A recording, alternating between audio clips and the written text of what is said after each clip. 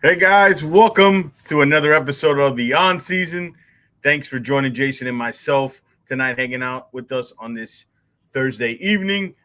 We're live on YouTube and on X. Well, Dolphins had a busy week of news. Some interesting quotes from Mike McDaniel at the Combine. And speaking of the Combine, day one just is about wrapping up. The linebackers are running. We'll recap some of the highlights we thought that stood out to us on day one, and then we're going to break down the defensive tackle position. We kind of divided the line specifically on episode 2, the defensive tackles, because it's such a strong group. I mean, strong group. There's a dozen guys that would be happy the Dolphins draft in the first maybe 3 or 4 rounds. Plus, we're also going to kind of look at players particularly we think fits the Dolphins' needs, right? Not necessarily where they think they're going to go in order, but kind of what we feel they need in particularly. All right, so let me bring my partner in crime in, Jason Sarney. Jason, welcome. How you doing? Hey, George. Happy Combine week and day officially, with people getting on with the 40-yard dashes and all the other metrics. It's fun to really start getting numbers and evaluations to the players on field. And, we'll break down a little bit of those defensive tackles within the defensive line. We're not going to necessarily deal with edge rushers this episode. Yeah. We're going to stick to that interior group and differentiate between, the different techniques and who's a nose tackle and when and where the Dolphins could target any of these guys. Perfect. Yeah, we'll probably do the edge linebackers, probably say that for next week. But let's particularly stick up to the big nasties up front, which the Dolphins need. Before we get into all that, let's get into some of the news of the week. Let's start with Terron Armstead, Jason. Terron reduced his salary from about $28 million to about a league minimum, whatever that is for the 10-year vet. Also leaves the slight possibility, let's say July, August, September, the Dolphins are not happy with that tackle position. At least a little bit of the door open for them to kind of bring him back and work something out at a lower price. So it kind of works for both the player and the team.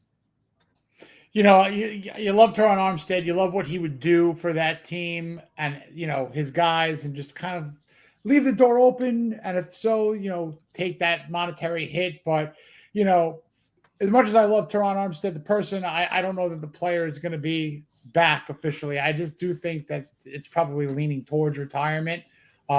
Even a couple of weeks back, just preparing for the 2025 season or looking at it, I've always just kind of penciled in Patrick Paul, just kind of figured that he's going to hang him up, Terron. So listen, if there is some sort of a, renaissance to him and he could play, 14, 15, 16 games at a discount, that would be amazing. But I just don't know if it's going to work out as ideally as all parties would love. So, we'll see how this plays out. Yeah, I agree with you. All signs are pointing to him probably hanging it up. But I think it's good to have that at least small possibility. And Mike McDaniel said himself at his since Chris Greer didn't speak, we only heard from Coach McDaniel that at his Scotty Combine press conference that the Dolphins are moving on as if Terron Armstead won't be back. So that's a good thing. So all signs, Jason, point to Patrick Paul. Are you confident that Paul's ready? I mean, they took him in the second round last year. Do you think they're going to get some insurance in free agency or maybe even the draft? Or do you think they're really locked in on Patrick Paul to give him that opportunity at left tackle? Well, I mean, it's his to lose, of course. Invest the second round pick. He's, like I said, penciled. I use the word penciled. He's penciled in, meaning that there could be competition in a veteran. There could be a draft of a tackle who could play inside and might in camp be a better tackle, which might revert Paul to being a sixth swing tackle, the sixth guy. Who knows? I'm not rooting for that, but a lot has to happen until a set 5 in their specific positions are put on the field week 1. So am I cementing Patrick Paul into one of the great left tackles in Dolphins history? No, not yet.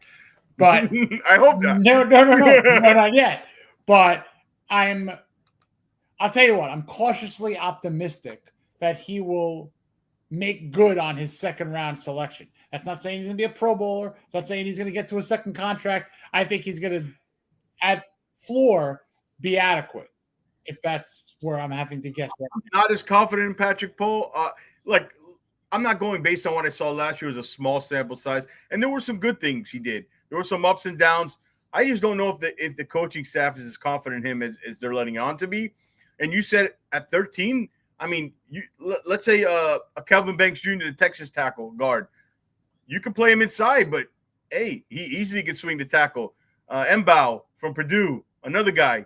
There's guys there that you can draft as guards, and if it doesn't work out, they can give you a little insurance at tackle because that's kind of where they naturally played. They're just projected inside. There's a ton of guys in these drafts, right, Jason?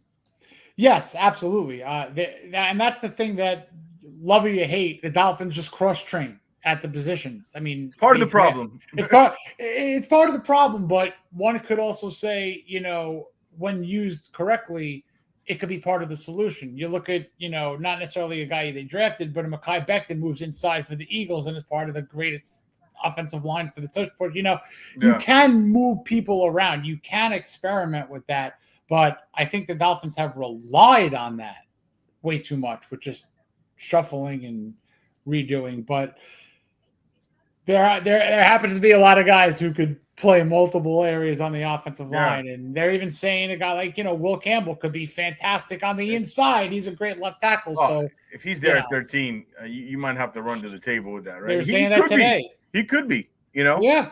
He could be. And when people, I just want to make this point. When people talk about this is not a strong draft, for the Dolphins in particular, it's an unbelievable draft. Especially the top half, 1 through 5. Yeah, their stars align. I just wish that gap from 48 to 98, for them to get an extra pick is where they need to do it. And that might be moving back from 48 or this. I know it's early, but like if you project a third-round comp pick for Javon Holland, maybe you use your third next year, kind of like you did this year with Jalen Wright, and move in with something else into that third round, maybe somewhere. I would like to get somewhere in the 70. A top 75 pick would kind of be nice to balance it out. But I 100% agree. Yeah. 100% agree. There's like 6 positions that I would love to address before you get to really like the crapshoot, round 5, 6, 7. Dolphins are, I think, vacated from the 6th. They have 2 fifths. They have 2 fourths, 2 fifths. So that's a good spot. I like that. Baltimore, St. Louis, the LA Rams, they eat there. That's where they eat and build their depth. Yep. That's a good, if you know what you're doing there, you can get good players. In this draft too, the top is not great. I think that's where it kind of throws people off, right? When there's not the big quarterbacks at top that are like, the Lawrences or the Burrows or the Tua, but there's depth in this draft, and it's particularly depth in the areas of need for the Dolphins. 1,000%. Yeah. So it's funny you mentioned Mekhi Becton. It brings me to my next point of what McDaniel said. He openly admitted, hey, we're going after offensive linemen. We got a couple guys targeting free agency. Not only targeted, but we think it's a realistic chance to kind of sign them. And we're going to invest in the draft. So obviously they got some guys in mention. We're not going to guess names, but like a Mekhi Becton, a Tavon Jenkins, an Aaron Banks, Will Hernandez. I think Will Hernandez is somebody. Did you get a really good deal? Is there any names you like without guessing, or we're not making predictions, but like if you look at the free agent group, because obviously Trey Smith, franchise tag. So I don't think we were going to go after him anyways, but like those players, Will Fries, stuff like that. I mean, Becton is intriguing, very intriguing, knowing that of massive need is the interior. Right now, in my mind, there is no left or right guard for the Miami Dolphins. This is the quintessential Swiss cheese offensive line of penciled in left tackle, a hole, Aaron Brewer, a hole, and a coming back from injury, Austin Jackson, who only really had 1.5 good seasons so far. So they have to address this line. And if I'm getting specific, look, you rewind 4 or 5 years to this process. I like Tevin Jenkins. I know, yes, he's missed games, but if there's a guy who can come on in on a discount, sure, I like him. I mentioned Becton. Unfortunately, Kansas City threw a franchise tag, taking Smith out of the running. So we'll see. But I do expect the draft to address in the top 3 picks an interior offensive lineman. So hopefully they can combine that and a savvy veteran.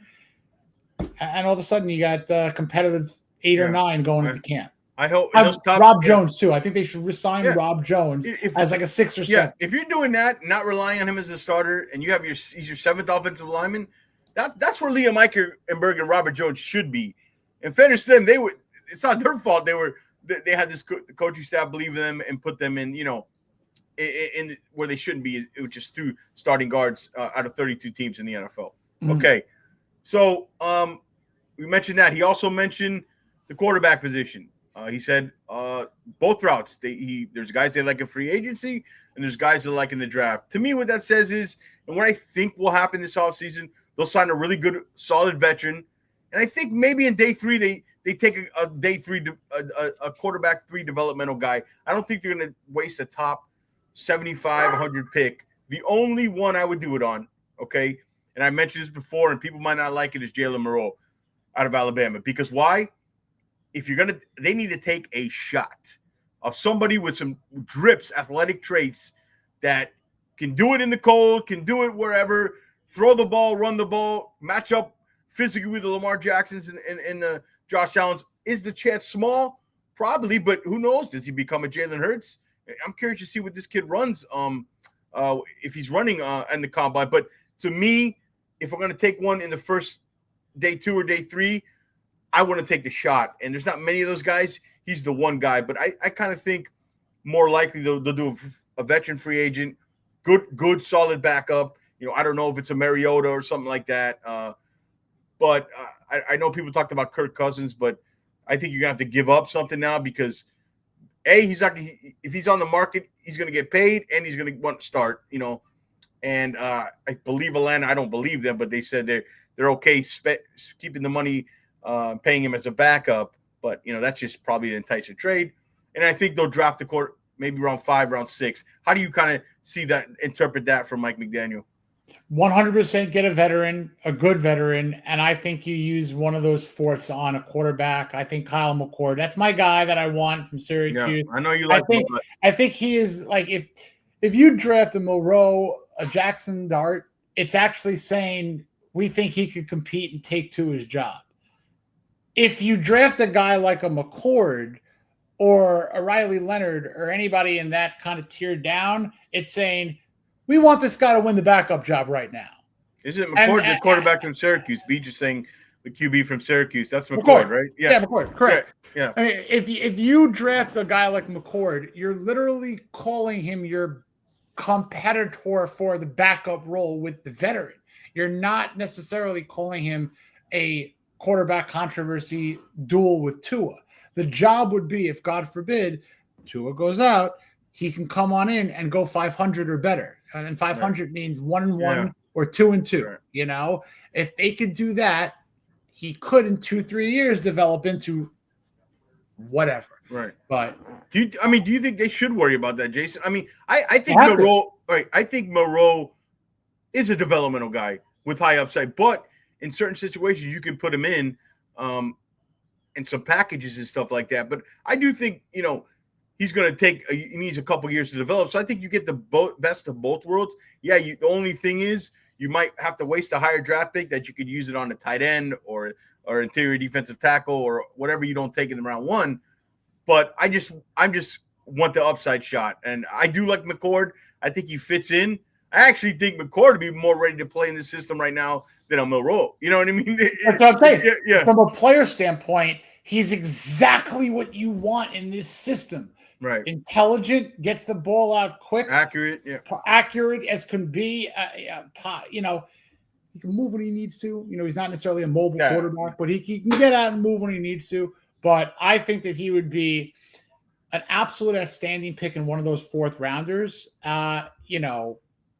The thing about the Dolphins this year, they have 10 picks. So you could use 1 or 2 of those picks on I don't want to call it a throwaway pick, but you could use the 105. I believe they have 105 and 115 if that fits something the bill. Like that, yeah. So if you use 115 on a quarterback, and then you already had 4 guys drafted, 5 guys drafted prior, and you still have 4 guys next to select, you're all right. You're still in plus money territory, knowing that you could check off several other boxes but one of those boxes happens to be a backup quarterback, but it could be like the 6th or 7th box that you can get with their 4th or 5th overall pick, Yeah, I agree. Shout out to everybody in the chat, Duke, Steve, everybody, Beach. Thank you, guys. Make sure you hit that subscribe little bell and the like button, share it. It really helps support Jason and I and the channel. We appreciate it. Yeah, quick question from Duke. If Will Johnson fell to – look, I think a lot depends.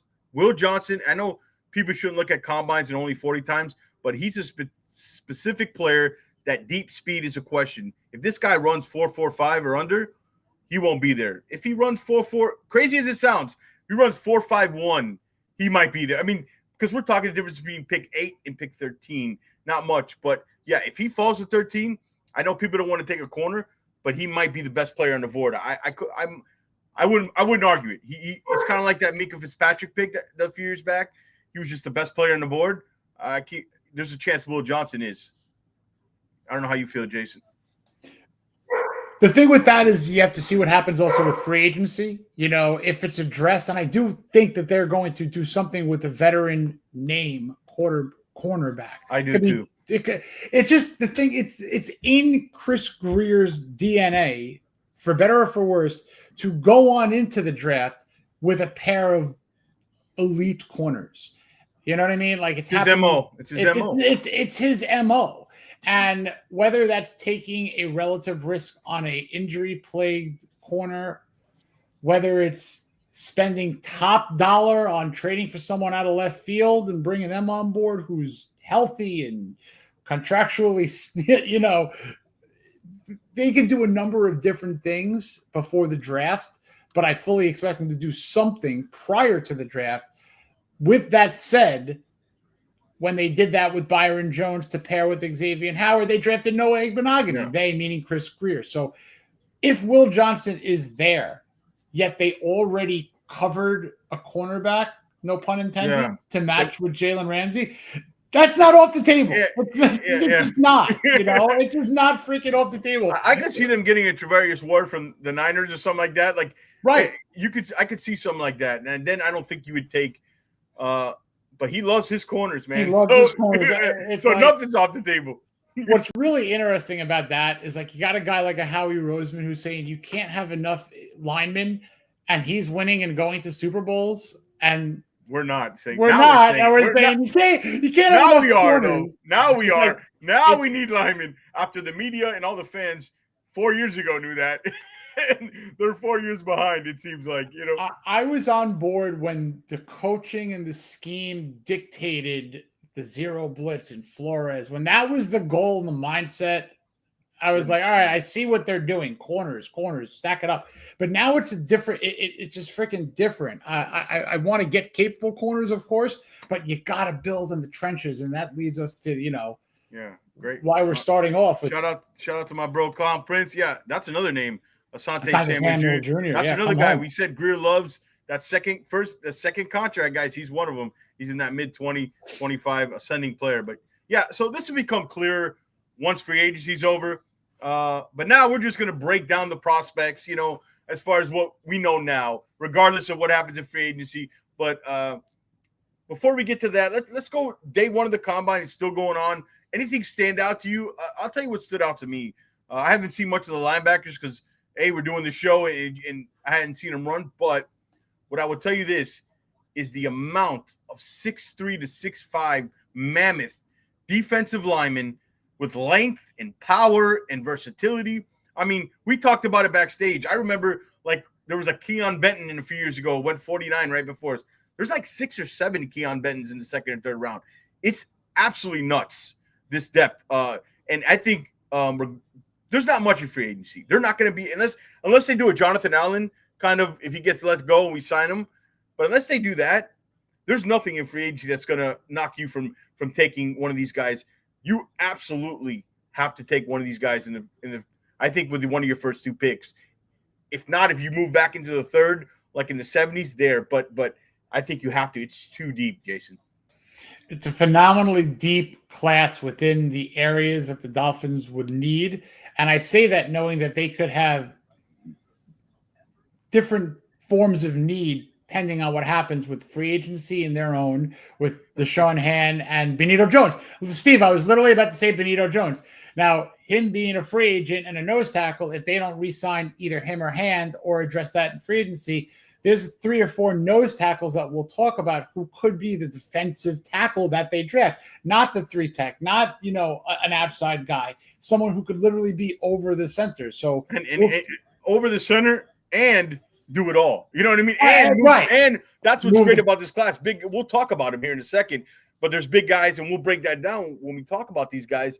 Is that there's guys who can do that, but are versatile enough to play the 3 tech and 0 tech. And you know what? Before we do that, I'm going to explain a little bit because some if you're not a casual fan, if you love the Dolphins, some people don't know the technical terms of football, and that's okay, right? So we're going to talk a lot about 0 tech, and you hear 3 tech, 5 tech. Those are the kind of the more standard ones. Before we start, I'm going to break down real quick what that is. Okay, it's very simple. A 0 tech is a guy who lines up right over the center, face to face, and as the numbers get bigger, 1, 2, 3 tech, it moves out towards the tackle. So 0 tech are guys like Benito Jones. They're usually 6'2", 6'3", guys are with girth, low center of gravity, probably around 320 plus. Then you can move to like a 1 tech, which is the 1 tech is lined up on the center's outside shoulder. Okay, a 2 tech lined up right over the guard. And then the classic one, a 3 tech, which is Zach Sealer, which is a standard 4-3 defensive tackle. That guy's lined up on the guard's outside shoulder in between the guard and the tackle. And that's what you mostly see in a standard 4-3 defense. Then you move on to the outside, the 5 tech guys who line up on the outside shoulder of the tackle. And so you can even go as far as 9 wide. Like you ever heard of that wide 9 tech is kind of like if you put Chop Robinson, those guys are like lined up on the outside furthest from the blocker on the line. Like you would bring a Chop. When you see Chop lined up that wide and he's just coming off the edge, that's kind of the wide 9 technique. But yeah, so mostly you're going to hear a 0, 3, and 5 tech, Jason. Would you agree? And guys, do this little homework assignment. Go online. They have graphs online. It might be better for you to visualize this, but I'm just trying to explain it to you so maybe it's not a foreign language to you. But anyways, that's that. I thought we'd get that in. How was that, Jason? That was great. No, I mean, get your chalk and your chalkboard out. But and go online and look, visualize it. They have them on there. Go ahead. I mean, look, Zach Sealer, cement him in there as your 3 tech, right? Yeah. And then now there's question marks whether it's the 0 and on the other side of him with Calais Campbell on that 0 coming the other side of 0, if Calais Campbell is going to come back. So if he does not come back, if he retires, then you really have a dual need for maybe just another guy who can play that technique like Campbell. But if you don't bring back or address the nose, you want that versatility of the player. So there's your standard nose tackles in this draft. They're your standard 3 techs in this draft or 5 techs. But then you have those position flexible guys that I feel like position flexibility is a little bit more valuable on the defensive trenches and kind of okay to shuffle or use as opposed to realigning an offensive line with position flexibility. That's kind of the joke that we just made with offensive line on position flexibility. But I'll take it with the trenches on the other side and the defensive side of the ball. Yeah, Clown Prince Caldwell, from Oregon, and CJ West. Those are some other guys.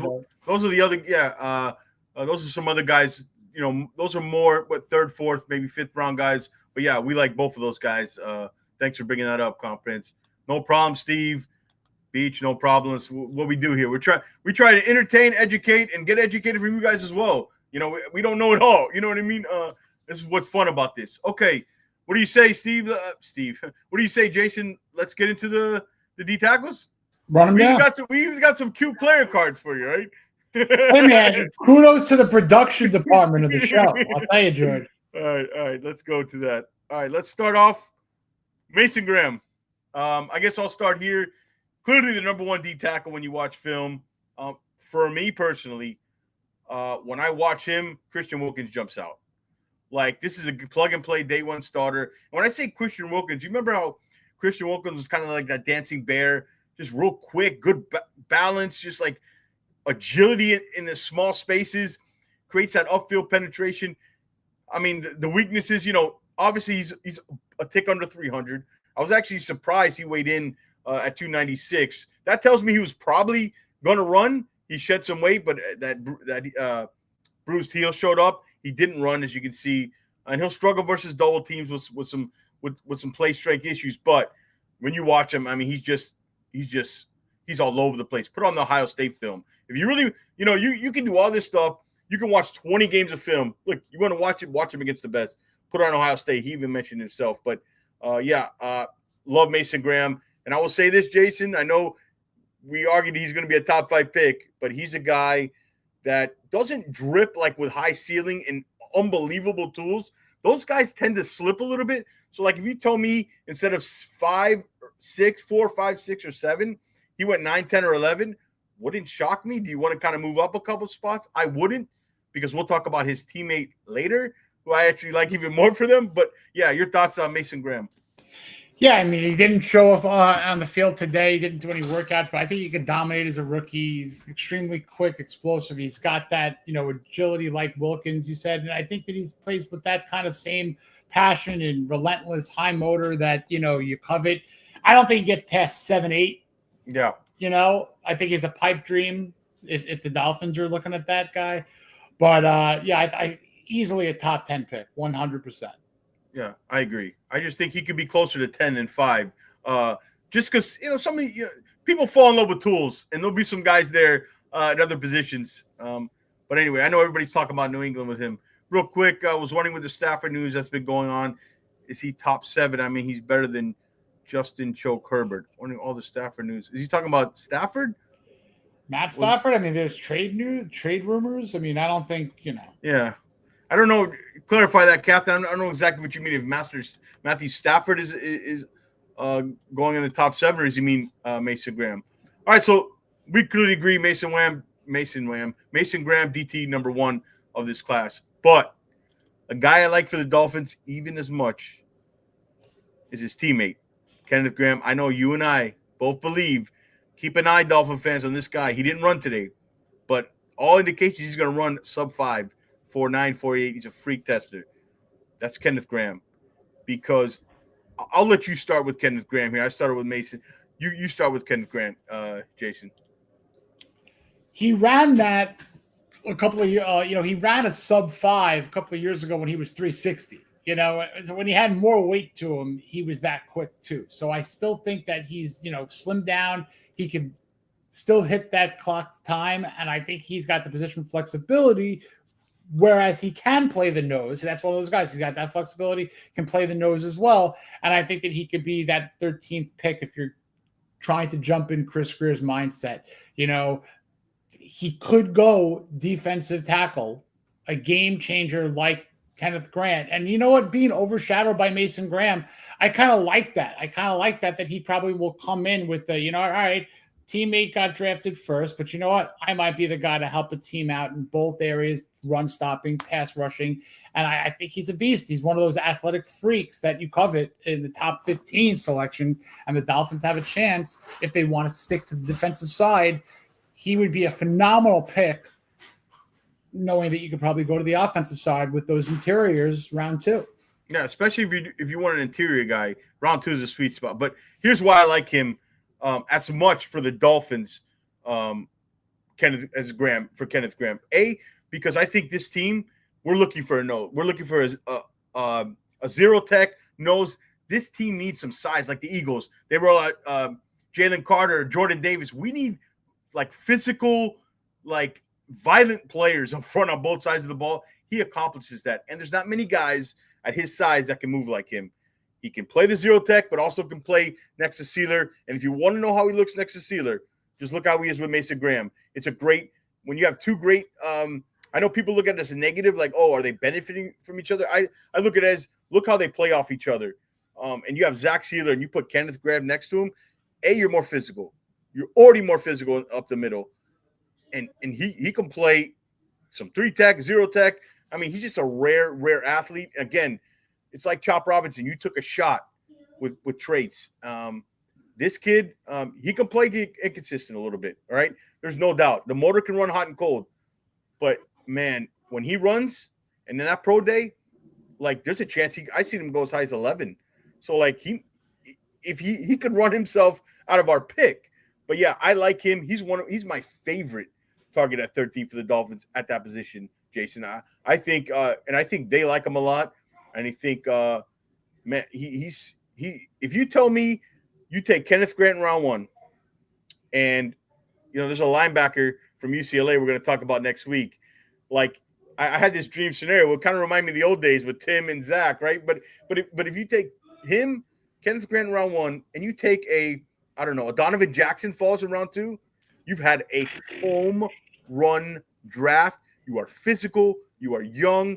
You started it. You can't complete it in one off season, but you started it, Jason. You got to go with the mindset of inside and out to build a football team. And that's how you got to do it. Yeah. And the funny thing is, you could say safety or Malachi Starks or Ty Warren at 13, and that's not a bad pick. They're not bad. They're phenomenal players, phenomenal picks. But to get the trenches mindset, to be able to go potentially Kenneth Grant 1 and interior line, you can name 4, 5, 6 other guys who are available probably from, the 39 to 51, 55 range that could fit the bill for what the Dolphins could do. Defensive tackle in the first round, offensive line in the second round would be amazing. But if they want to flip that, if they happen to do the Calvin Banks, they can do that too. And we'll talk about some guys that are good. Exactly. We'll talk about there's a bunch of them.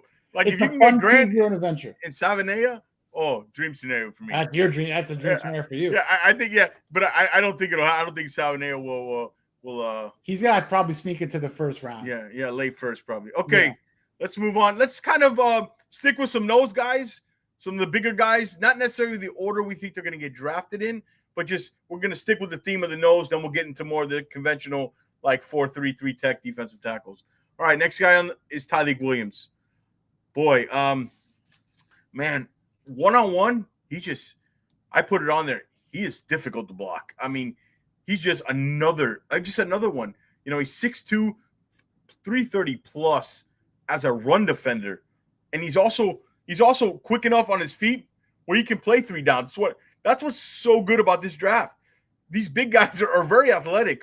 He didn't run today. He didn't test, but I don't really need to see him test. I've seen enough on film on him.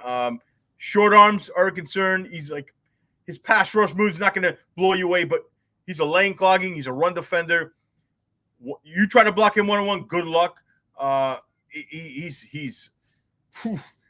telling you, man, he's somebody. If you at 48, like you said, if they do a Calvin Banks or a Embo or somebody at 13 or Tyler Booker, and you come back with Tyleik Williams at 48, home run.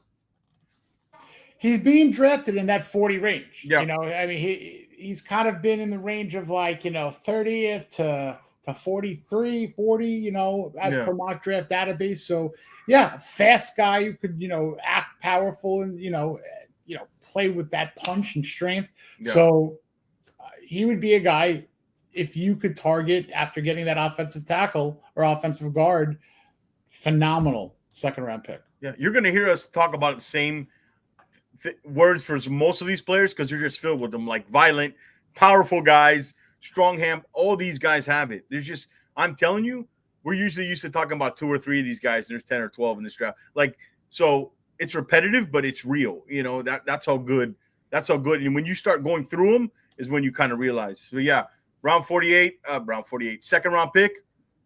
I'd be totally okay with Tyleik. Let's move on to another guy. I mean, Jason, you want to start with Cam? He's massive. I just think Raekwon Davis, I think that he'd be a kind of pick that, remember when Flores was, thrilled with that kind of player? And he can move too for his size. Look what he ran today. Yeah. 5'17"? For that size of man, that is a pretty good time. So again, if you want that type of tackle, Cam could be a little bit later in the day. Yeah, he's more of a 2-down player. I don't see him as versatile. He's more of a 2-down kind of run. So I don't see him as versatile as like for a Grant or Tyleik Williams. I think that's where we kind of separate the true noses here. Correct. Now, if we're looking at, if the Dolphins happen to address 3 or 4 other positions, you're looking for where the Dolphins are going to go after 98. you could circle him as like a round 3 or even day 3 potential player. So as we go down the board, he would be a guy. Oh wow, Cam Jackson's available. A pick 105, 115. Yeah, 40 and one of our 2 fours. You But go maybe you go the quarterback you like and Cam Jackson in the 4th round, something like that. That works. That works for me too. Just another one. Like, again, you're also look. He's not overly productive, right? You're kind of buying the potential here a little bit, but there's not many guys on the planet with this size that move like him. And he's not the only one. We're gonna talk about another one here who's even more freakier at his size. Listen, this guy, he's fun to watch. Now, a little bit like Jordan Phillips. I'm saying as far as like the conditioning and the motor and stuff like that, there is some of that in there. Okay, that concerns me. But at 6'7", 331, I ask you to find me somebody that can do the things athletically than Deon Walker. I mean, just it's impressive, Jason.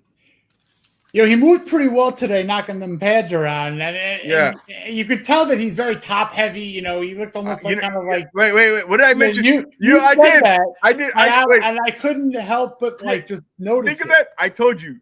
I'm a guy dead on. When I scout, man, I got no pads. You were dead on. Like, you can't see it. No pads. Like, it's real. Like, I go through it. No, when I look at body type, right? I scout. I'm a big body type guy. I don't know if you ever saw the movie Moneyball when they talked about jawline. I look at that kind of stuff, man. I really do. And his thin lower half concerns me. I like more of that wide base. It's just it's real skinny. But he's also long and 6'7", like a basketball, like a power forward. So I kind of get it. But still athletically, he does some tremendous things. It's an upside play again. This is an upside play. But he's somebody, you're probably not going to get a shot at him at 98, so you probably got to take him at 48, right? Now let me throw a little amendment into this whole process there too to bring back the trading. If the Dolphins happen to move back and they get a pick in between that 48 to 98, that would be a great. Oh, they got Walker in that deal. Great. You know what I mean? Because with the pick they traded back. Oh, they traded back to like 61. Let me throw a hypothetical. Let me just throw a hypothetical out there for you. Mock trade. They move from 13 to like 22, and they draft a 7-year. They drafted Donovan Jackson. They drafted Gray Zabel. All right, great. We got an awesome interior offensive line, and we also got pick 83. Let's use pick 83 for Deon Walker. So you took care of the trenches. And you also made that bonus pick an upside pick. I can't get the freaking I can't get the bottom half out of my mind. Like I just was watching it, and like did you remember what I told you? Yes, I'm watching him run around and navigate the drills, and I'm just like, all right, this guy's got. You told me like, hey, when we doing this scouting, you like thinner half, like take it off. I'm not sure about that. I'm like, dude, you're right. I can't unsee it, man. You nailed it. Now, could it mean something? No, but I look at that stuff. But yeah. But anyways, yeah, like again, or scenarios you can't move back in the first. Maybe you move back in the second, say 48 to 60 something, and you pick up something else. You take him at 60 something, and you grab an extra fourth. You know what I mean? There's certain scenarios, but. I would like them to take the shot. I'm not sure if they would take the shot on this guy. They need guys who can. There's no questions. There's too many guys I think that can play right now without questions that I like. That again, this would have to be more towards the 3rd round for me. Yeah, I fully agree. We're trying to space out the process here. Who's the offensive line with prior wrestling experience in this draft? A Mauler. Well, there's always a couple of them. I think Mauler. I think Tate Ratledge. Tate Ratledge. Yes, Tate Ratledge. First, Mauler. I hear Tate. Yeah. I see Tate. I agree. All right, let's move on to next guy. Now we're moving on to more of the conventional guys. And if you're looking for the Errol Donald-ish, Keziah Clancy kind of guy, the upfield, this guy, twitched up, man. Like upfield. Explosive player, penetrates, probably the best in his class in his penetration ability and getting upfield. Again, undersized. Look, he's under 300 pounds, but I'm not as concerned with him against the run, like I some things I like, some things I don't like. Like he gets like when bigger linemen get their hands on him, he tends to have trouble shedding them off, but it's hard for them to get their hands on him because his first step is he slip blocks row and shoots through the gap. Explosive player. If you move back from 13 to like 21 and you want to take Walter Norland, I'm okay with that. He and Grant are in that realm. I know they're different. Yeah. But if you move back and could land one of them at like 20 to 25, that's incredible. Nolan, I like his confidence, even answering questions. Yeah, you mentioned that to me. Yeah. Yeah, I mean, while being questioned about his size, he just says, they'll feel me. They'll know I'm there. And I like that. I like the way he handled himself. We need some of that. We need some of that. You need some of that loud confidence. It's nice to have that moxie. And he was on a great line in Ole Miss. I mean, a lot of great players on that line. So he was right a part of that. So I think that he could be a phenomenal late first round pick. If of course they make the trade. Yeah, he's the type of guy you look, let's say, goes to a playoff team in the 20s, right, and you say 5 years later or 3 years, how the heck did this? When he has like 9 to 11 sacks from the interior, like how the heck did he? Don't let him drop to the Eagles. Oh, they would jump on him. That's a Milton Williams. Don't trade up to get him. Don't trade up to get. That's a perfect Milton Williams replacement right there. Watch the Eagles trade up to get him. Yeah, I love this guy. Again, I prefer, like, I'm selfish. I prefer the bigger guys for them, because I just want the sense of getting more physical up front, which is size and girth and like just raw power and strength. Like that's what I want up front for them. But I can't look. If you take this kid, I can't argue it because I think when you look back, he could be one of the better defensive tackles in this group and more productive, especially in the pass rush. Because there's nobody I think in this group as explosive as him. All right. Moving on. Anything else on Nolan, or let's move on? No, you hit it. Hit it. Okay. Love him. Okay. And let me tell you why. When you mention the word dog, those x-rays that have the dog in them, he has it. Everybody, please go watch him play. He's not, I'm not comparing him to the type of player as Jared Verse. I mentioned this to you. Not the type of player. They're different players, but the demeanor, the aggression, like they want to punish you. There's this relentless aggression they play with, and he look at his picture, his tongue sticking out. He's that dude. He's a dog, and you say this team needs dogs. This guy comes in, great character, and just like he's got to tone it down. That's how much this guy plays with that kind of aggression. I love him. A little bit of a tweener, right? He's 300 pounds. I don't know if he weighed in. I don't know if that's the exact. I think that's the exact weight from the combine. I'll double check, but a little bit of a tweener, but classic 3-tech. I just love his attitude and demeanor more than anything when we talk about Shamar Turner, Jason. No, yeah, I think he could be a good against second rounder if you choose to, or late. I think he could be also late third. First. Yeah, or late first. Actually, I think he's somebody that at 31, 32, somebody would take a look at him. He's actually 6'3", 290. I don't know if I guess I didn't update. He's 290, so he's light. He's light. Yeah, as you say, lacks the ideal size, but he can get bigger though. He can get to NFL size, and definitely likes that aggression, as you mentioned. You need dogs. He's definitely one of them. Come on in and play with that high motor. Yeah, if he got there, I don't think he gets there to 48, but if he got there, I even though I want somebody a little bigger. I'm not sure he fits the Dolphins honestly in this draft, but he might be too good of a player sitting there at 48. You say, okay, we got to take him, because he could put on 10, 15 pounds easily. I mean, the raw power he has, and he's not overly productive. Like he's had, like I wrote in here, I looked up his stats.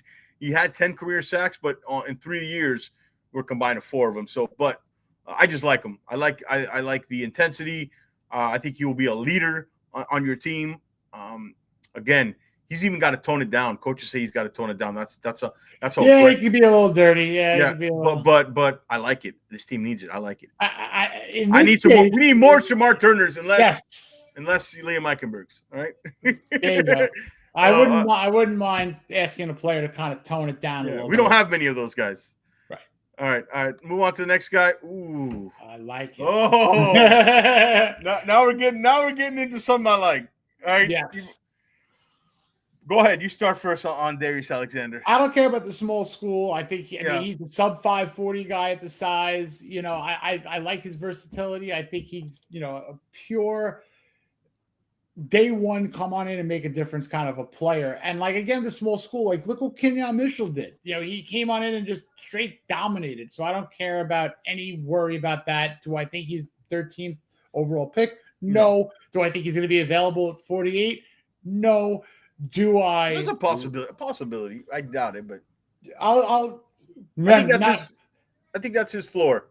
Yeah, I would say that he's a top 50 pick. Yeah, agreed. He's a top 50 pick for sure. Agreed. And if the Dolphins can play, have a little fun moving up or down the board, making him your second selection one way or the other, if you can get a second pick, if you can move up, I don't know.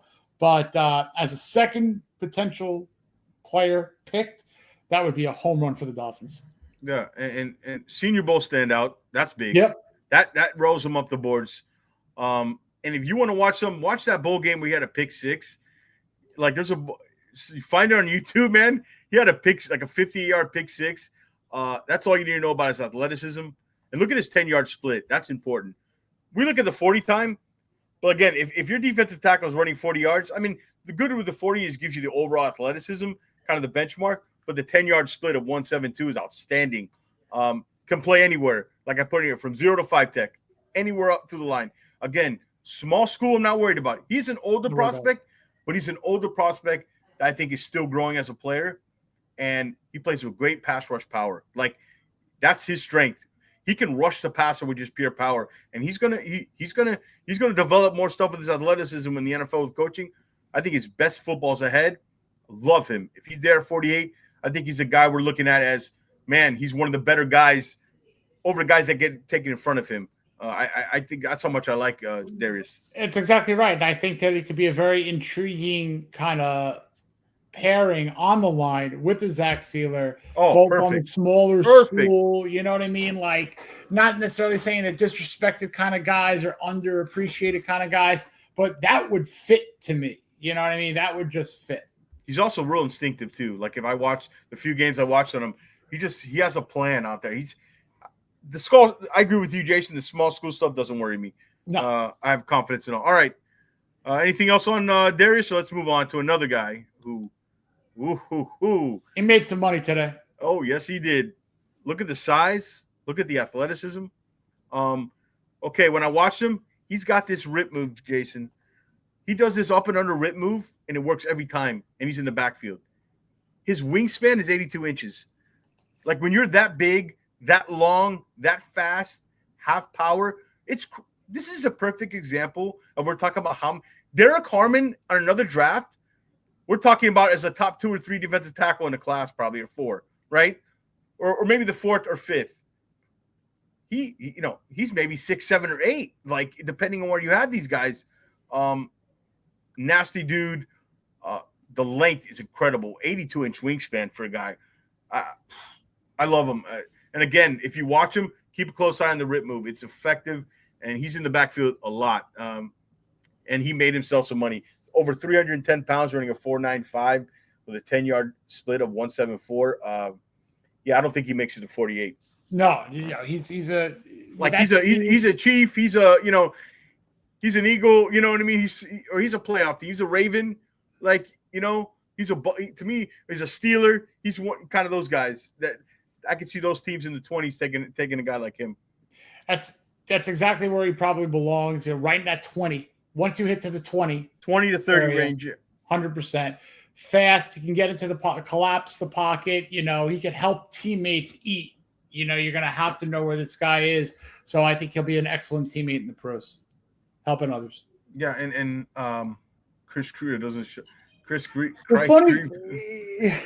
I had to look at that twice. Yeah, I mean, this guy's good enough. Derek Harmon, who does he remind me of? Like a Chris Jones, if everything works out. Like, so, I don't have anything that comes to my mind like Derek Harmon. That's high praise for Cortez Kennedy. That's high praise on Cortez Kennedy. No, I don't know not Cortez Kennedy. I can't put him at that. No, I mean, maybe Jonathan Allen, something like that.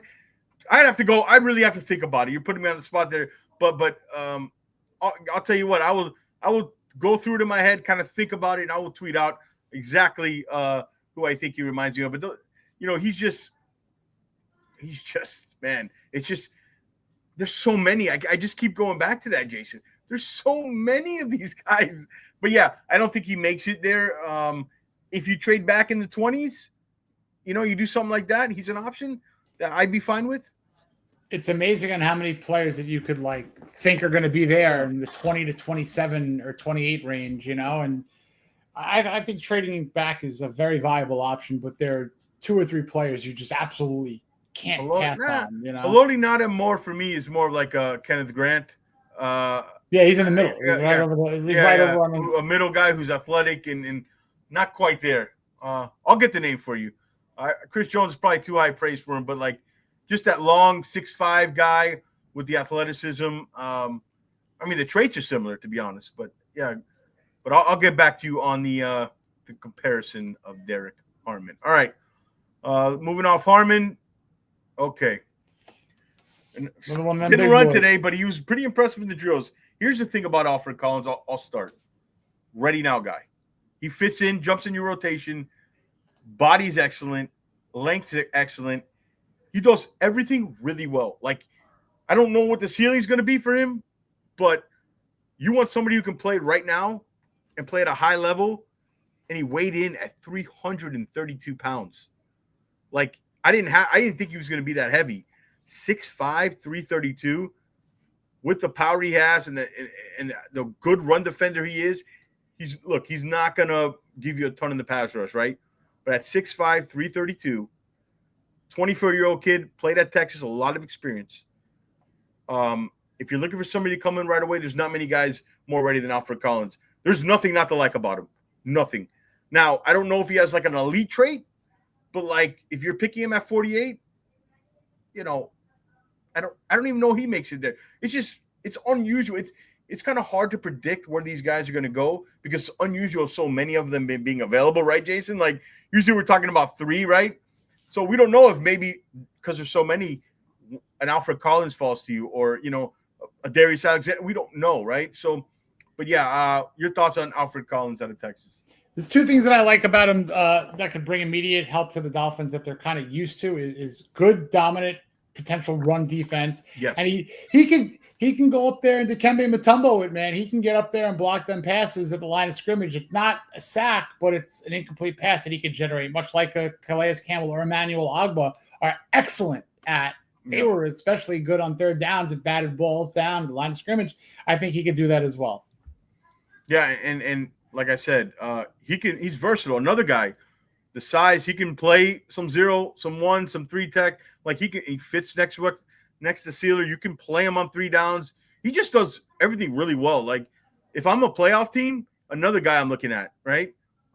Because he can come in right now in my rotation day 1 and contribute without a doubt. All right, anything else on Alfred? No. He's a guy I can see the Dolphins being interested in. In terms of where he's going, that's the problem. You're not taking him at 13. If he's at 48 and you go Booker at 13, you take Alfred Collins. He's somebody I think they'll be very interested in, especially with the regime that's looking for guys who can contribute day 1. I don't think there's many as ready as this kid, Jason. You go offensive line, 13th overall. He is that name at 48 that you could see as that defensive trench adder. Does he get to 98? Probably not. No. I think there's no. I don't see any scenario. All right. Yeah. Next guy, another one. Another one. Still raw, but again, excellent Senior Bowl. I thought the thing with him is what I like about him is out of all these guys that are 305 plus 300, he has as much potential to get to the quarterback than some of these other guys. If you watch him, he's always in the backfield. He pressures the quarterback, and part of that is the hand punch he has, 35-inch arms. That matters when you're playing, getting your hands on the offensive lineman and creating space. Again, conditioning was I talked to a couple of people who told me conditioning was an issue with this kid. he's still a raw prospect, but man, I think his best football is ahead here, Jason. I just like him as a option with pass rush potential. That the guy who can get you 7, 8, 9 sacks, and you're getting him. Let's say I think he might be there at pick 48. He's rising up the boards with his impressive Senior Bowl, and he's a guy that might be to turn out a better pro than he is a college player, if that makes sense. Yeah, no, he has risen up the board. He was in like around the 95th to 100. Now he's pretty much going up to a second or third rounder. Yeah. So I think he made himself a better stock commodity in the last couple of weeks. But now let's see what's going on with the combine. He's done well. Yeah, I want to go back. I was looking at my notes on Derek Carmen. I always like to give people a game to watch. But Derek Carmen, watch the UCLA tape. Just to throw, because you can't go through everything in one episode. But like I like to give it people, if you can find like whether it's YouTube or if you can find an all 22, check out the UCLA tape. All right, let's go on to a couple other guys. Let's do a couple more. TJ Sanders, another guy. I would say Walter Nolan and him, kind of these upfield penetrators. This guy can rush the passer. He's good. Like he has a variety of moves. He's not the biggest guy. I don't like him for the Dolphins necessarily, because I'm looking for a little bit more size at that position. But I just added him in because he's a heck of a football player. Can rush the passer, is competitive. But play strength is going to be an issue with him. He's your standard 3 tech. I just looking for a little more size, but I thought we should mention him real quick because he's one of the top guys there. Anything to add on Sanders or? Well, with the development, he could be a solid pass rusher. Yeah. He's in that day 2 area. I think that's with him is he offers the pass rush upside that maybe some other guys don't add. Correct. And the last guy we'll talk about as far as player card wise, and last but not least, because he blew up the combine today, Ty Robinson, defensive tackle, I guess. I struggle to find what position he's going to play in the next level. That's kind of my problem. But 6'5", 288, ran 4.83. I don't want to use the whole classic white guy high motor thing, but it's true with him. It's true, right? I know you're a big fan of Ty Robinson, Jason. I'll let you take over here and kind of. I like the athleticism, and when guys enter the combine with that, and all of a sudden they're like Marco Coleman. Okay, that's a good one. That's a blast. I like that name. That's a blast. Yeah, I like you, Costa. Yeah, I like when, as advertised, do well at the combine. I like when their numbers jump off the board, and he's one of those guys that I think won the day or was one of the winners. So, he might have moved up around. He might have moved from 98 to top 50, or certainly got himself from a day 3 to a day 2. Yeah, I mean, and look, I agree. I think he made some money today. I was actually talking to my brother about him. He says he thinks he's a little stiff because he was watching the combine, but impressive athlete, size, length, kind of. But I don't know. Is he an end or is he like a 3-4 end maybe? Does he fit the Dolphins or is he kind of? I don't know if he fits exactly. I guess he'd have to play 3 tech for the Dolphins. I don't think he'll play end or play a little 3 or 5 tech. But like I see him more as a 3-4 end. But if he adds a little weight, where do you like him the best? Do you like him inside? I mean, with the size, the speed, I like to see him on the outside, more on the outside. Okay. I mean, not in the innermost of the trenches. I like to see what that size, length, and athleticism and motor could do. Setting the edge, getting outside a little bit more. All right. So overall, a couple other guys I know. For example, Clown Prince mentioned he liked Caldwell from Oregon and CJ West, who really ran well today. I think he ran about 320 or 315, ran like in the 4.9s. A couple other guys that I think we should mention. I had on my notes here. Elijah Simmons, if you're looking for a nose tackle, 6'1", 330 plus pounds, you don't get anything. And you're looking at round 4, maybe round 5. He's still there at Clemson. You can't go wrong there. Ty Hamilton, Ohio State. Another guy, Aeneas Peoples. I mean, there's a bunch of guys. Anybody we didn't mention, that you like, Jason? I was looking at my notes to see if there's anybody I missed.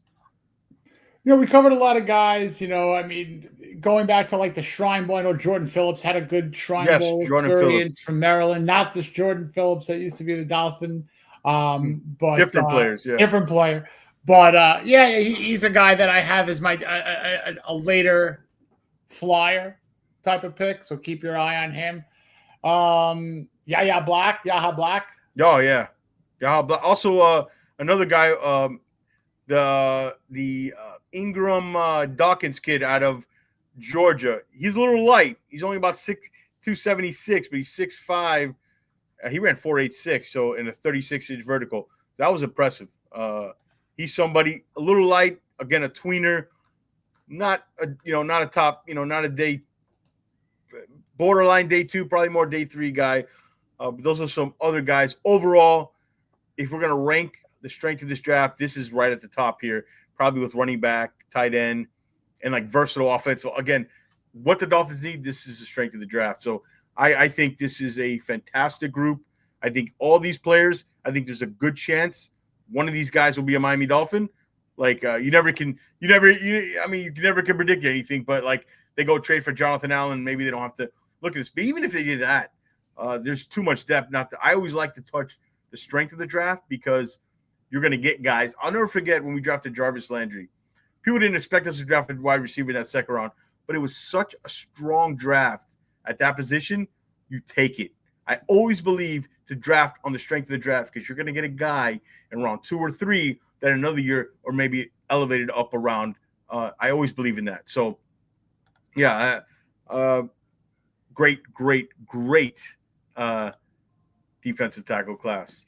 Could be a double up position. You with those 10 picks, you could get a day 3. Get a 3 tech. You can get 2 guys on that interior grouping. Yeah.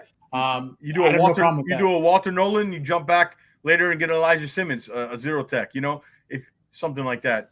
But yeah, so for me, this is a position I think the Dolphins are going to address. Zach Sealer on Ty Robinson. Yeah, Zach was in the 280s, I think, when he and Zach ran sub 5. I think Zach ran in the 4.8s, I think. And he was on the Baltimore's practice squad. But yeah, the linebackers ran. I think, we've been going for just about an hour. I think we'll wrap it up here, Jason. Next week, are we thinking we'll go into the edge and linebackers? Yeah, might as well do that. Get to the outside and get a couple of those pass rushers and linebackers out there. Yeah, we'll be working on guests. We got some things up our sleeve, but we're trying to kind of fit it in with the theme of kind of the positions we're going with. Who knows? It could be a completely separate show. We don't know yet, but yeah, guys, I appreciate everybody in the chat. Clown Prince, Duke, Beach, Kosa, Tribe, everybody. If I missed your name, Steve, Duke, please hit the like button, subscribe, the little bell. It might sound like nothing. It might just take a second, but it really helps the channel and share this. It really helps us. We'll see you guys next Thursday on the on season here with whatever news happens during the week. And plus, we'll be breaking down most likely the edge and linebacking group. I hope you guys enjoyed it. We made the cards. It's our first time kind of doing this whole thing. So I hope you guys really enjoyed it and learned something, and I appreciate it. As always, guys, we will see you next time.